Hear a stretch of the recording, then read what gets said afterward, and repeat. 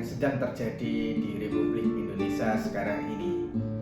Di tengah pandemi, di tengah situasi sulit, kita masih saja membicarakan mengenai Copras dan Capres.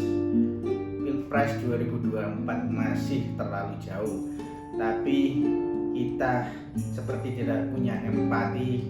Tiap hari kita membaca di media sosial berita Copras Capres ini. Rupanya nafsu kekuasaan jauh lebih penting dibandingkan situasi pandemi saat ini. Ketika kasus COVID-19 sudah tembus di atas 2 juta kasus dan kematian di atas 55.000 kasus, masih saja kita berbicara mengenai persentase, kita berbicara mengenai popularitas, kita sudah berbicara mengenai koalisi-koalisi yang tidak penting. Bagi saya selaku tenaga kesehatan dan masyarakat biasa, Copras Capres ini menunjukkan bahwa mental kita adalah mental tempe. Pantaslah ketika saat itu Belanda menyebut kita, bangsa kita ini sebagai inlander, yang artinya kita adalah orang-orang di pedalaman yang tidak tahu apa-apa. Jadi untuk saat ini yang perlu kita lakukan adalah kita meniadakan hal-hal yang tidak penting untuk fokus dan bersatu menghadapi pandemi ini. Jangan sampai kita mengulang sejarah saat itu flu Spanyol tahun 1918.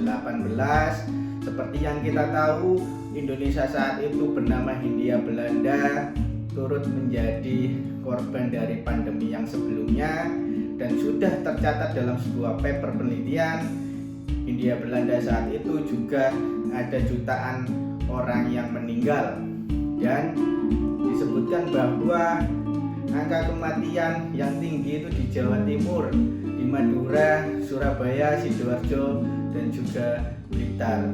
Artinya sejarah di masa lalu bisa saja terjadi saat ini.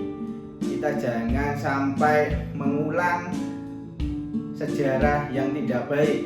Kita harus mestinya belajar dari pengajaran-pengajaran masa lalu, pengalaman-pengalaman masa lalu, sebagaimana Bung Karno pernah berkata bahwa jangan sekali-sekali melupakan sejarah. Untuk itu saya mengajak teman-teman semua tenaga kesehatan untuk terus semangat dalam memberikan pelayanan kesehatan, dan saya harapkan masyarakat bersatu, jangan sampai kita ikut memperparah pandemi ini. Kita bersatu untuk keluarga kita, untuk saudara kita, untuk tenaga kesehatan kita, untuk kita semua. Jadi tidak ada yang lebih diuntungkan dari adanya pandemi ini. Kita semuanya rugi, saya termasuk tenaga kesehatan juga pasti dirugikan dengan adanya pandemi ini. Tapi kita bisa melewati semua ini dengan bersabar dan bersatu. Salam Indonesia.